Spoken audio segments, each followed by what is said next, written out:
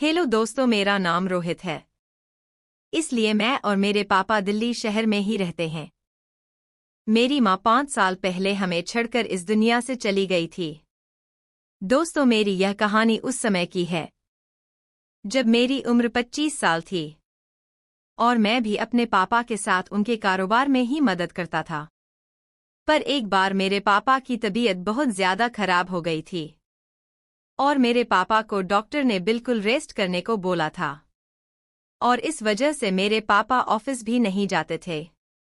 वह सिर्फ घर पर ही आराम करते थे। तभी एक दिन मेरे पापा ने मुझे बताया कि वह हर सप्ताह दिल्ली में ही एक बच्चों के आश्रम में जाते हैं और आश्रम में डोनेशन भी देते हैं और वहां पर मौजूद बच्चों के साथ कुछ समय भी बिता के आते हैं, क्योंकि अब उनकी तबीयत खराब है। तो यह काम अब मैं करूं। अपने पापा की बात सुनकर मैंने उन्हें बोल दिया कि अब से हर सप्ताह मैं आश्रम चला जाऊंगा और उन बच्चों के साथ समय भी बिताऊं। और अगले ही दिन मैं आश्रम में चला गया और मैंने वहां जाकर आश्रम के इंचार्ज को अपने पापा के बारे में बताया और मैंने उन्हें बताया कि अब से जब तक पापा ठीक नहीं हो जाते तब तक मैं आश्रम में आया करूंगा। और उसके बाद मैं आश्रम में बच्चों के पास चला गया। जैसे ही मैं बच्चों के पास गया तो मैंने देखा बच्चे खेल रहे थे और बच्चों के साथ एक बहुत ही खूबसूरत लड़की भी खेल रही थी। पर मुझे देखते ही लड़की वहां से चली गई। मैंने कुछ देर बच्चों के साथ समय बिताया और फिर मैं अपने घर आ गया और मैंने अपने पापा को बताया कि मैं आज आश्रम गया था। मेरी बात सुनकर मेरे पापा भी बहुत खुश हुए और फिर मेरा हर सप्ताह आश्रम में जाना शुरू हो गया।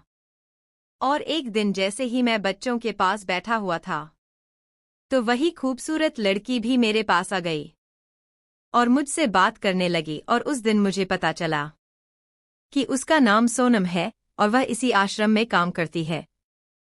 दोस्तों, सोनम इतनी ज्यादा खूबसूरत थी कि जो भी उसे देखता वह बस देखता ही रह जाता। और उस दिन के बाद से मेरे और सोनम के बीच में बात होने लग गई थी। हम दोनों के पास एक दूसरे के नंबर आ गए थे और अब हमारी हर रोज आपस में बात होती थी और मैं मन ही मन सोनम को पसंद भी करने लगा था। पर मैं कभी भी सोनम को यह बात कह नहीं पाया था कि मैं उसे पसंद करता हूं। पर एक दिन मैं जैसे ही आश्रम गया तो मैंने देखा कि सोनम किसी लड़के से फोन पे बात कर रही थी। मैंने जैसे ही छुपकर सोनम की बात सुनी तो मुझे ऐसा लगा कि सोनम और उस लड़के के बीच कोई तो बात है जो मुझे नहीं पता है, क्योंकि सोनम ने मुझे अपने बारे में सब कुछ बता दिया था।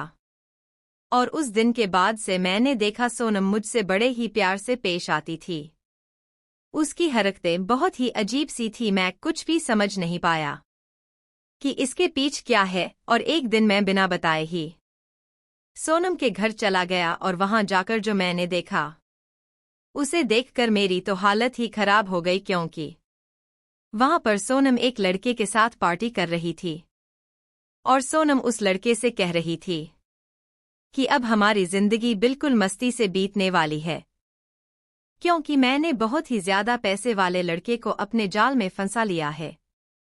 सोनम की यह बात सुनकर मैंने उसकी पूरी रिकॉर्डिंग की और मैं वहां से चला आया और उसके बाद मैं सोनम से नहीं मिला। पर एक दिन सोनम मेरे घर पर ही आ गई और मुझसे पूछने लगी कि अब मैं उससे क्यों नहीं मिलता। तब मैंने सोनम को उसकी सच्चाई दिखाई और उससे हमेशा के लिए रिश्ता खत्म कर दिया।